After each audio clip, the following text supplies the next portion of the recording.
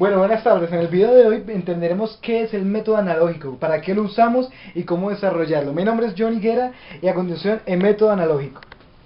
Bueno, el método analógico nos sirve para comprobar si una inferencia es verdadera o falsa. Entonces, para comprobar que la inferencia sea verdadera o falsa, tenemos que seguir una serie de procedimientos acordes a los conectores lógicos y a los operadores que tenemos aquí en nuestra inferencia de hoy. Entonces, hay dos aspectos que tenemos que resaltar principalmente. Si podemos completar el proceso, si podemos hacer el método analógico, si nos resulta el método analógico, eso significa que la inferencia es falsa. Entonces es importante tener eso en cuenta. En caso contrario de que no podamos completar el procedimiento, que no podamos resolver el método analógico, la inferencia sería verdadera. Entonces, vamos a comenzar desde algo muy sencillo. Vamos a partir de que en una inferencia tenemos lo que es los antecedentes, que los tenemos acá, y los consecuentes. Entonces, para que el método analógico se pueda comprobar, necesito comprobar que la consecuencia sea falsa y el antecedente sea verdadero. La consecuencia y el antecedente van a estar separados por el entonces, que se grafica de esta manera. Entonces, ¿cómo hacemos esto? Entonces vamos a irnos al consecuente. Por medio del conector, entonces, vamos a mirar entonces cómo podríamos para que nos dé un 0. Entonces, la regla nos dice que con el entonces, la única manera de que nos dé un 0 es que una sea verdadera y la otra sea falsa. Entonces le otorgamos a P el valor de verdadero y a R el valor de falso. ¿Listo? 1 verdadero, 0 falso. Entonces vamos a reemplazar, ¿no? Ya tenemos los valores en el consecuente, entonces reemplacemos esos valores en el antecedente. Entonces tenemos la P, que la tenemos al principio de la inferencia, y tenemos también la R en la segunda parte de la inferencia después del I. Entonces, ¿qué hacemos?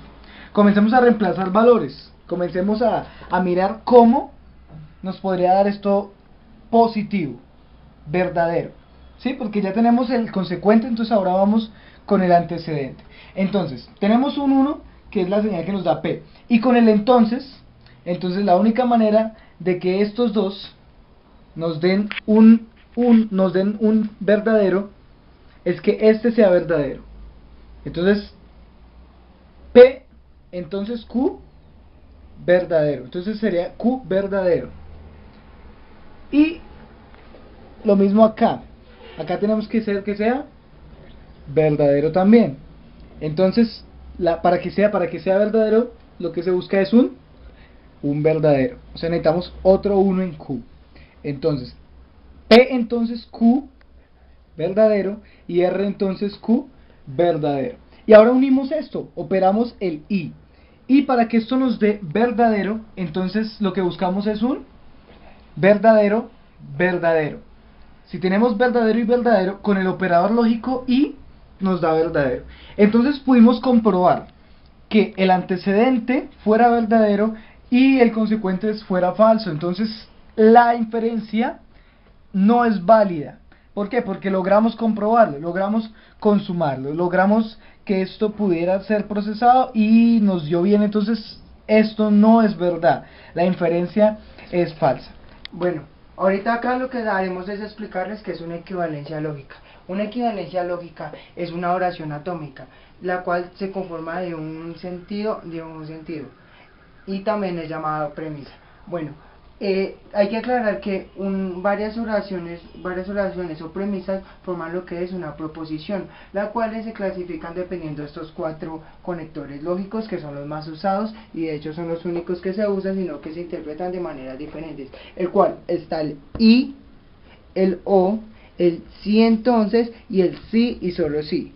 Acá podemos ver que yo ya manejo lo que es un ejemplo de cómo se usarían esas premisas. Esta tiene el conector sí entonces, vendriéndolo a hacer a una oración se podría decir como como si Daniel estudia, entonces él pasará la materia. Como pueden ver, acá lo que acá sería el P sería si Daniel estudia. Digo, Daniel estudia. El conector se encuentra al principio, que es sí, y se encuentra en la mitad de la oración, que es el entonces. Y Q vendría siendo si pasa la materia. O sea, si Daniel estudia, entonces pasa la materia. Allá vendría lo que vendría siendo una equivalencia lógica. Bueno, la consecuencia lógica, como su nombre lo indica, es lo que sucede, lo que acontece y lo que fue por la conllevación, o sea, lo que resultó por el antecedente que teníamos. Vamos a hacer un ejemplo sencillo. Vamos a poner unas condiciones, unos condicionales para poder entenderlo mejor. Si Daniel estudia, él pasa la materia. Si pasa la materia, le compran un videojuego. En conclusión, pasa el año si pasa la materia. Organicemos esto de la siguiente manera con variables. Entonces daríamos variable A, Daniel estudia. Organizaríamos en B la variable pasa la materia. En C le compran un videojuego. Y en D pasa el año. Y utilizamos lo que vimos en nuestro tutorial anterior, que fue los conectores lógicos y los operadores. Entonces, Daniel estudia. Si Daniel estudia, entonces B pasa la materia.